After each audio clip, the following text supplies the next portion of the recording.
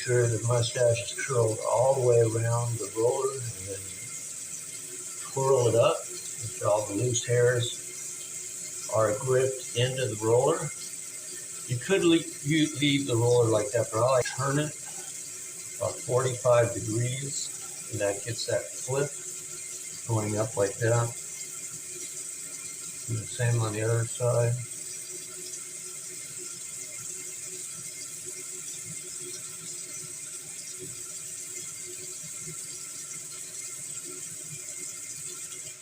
Can clean those fingers off. And so now we just have to let it set. This will take a little longer to set because your mustache is thoroughly wet, and it will take a little time to dry. The other thing, blow dryer out, which I will probably do,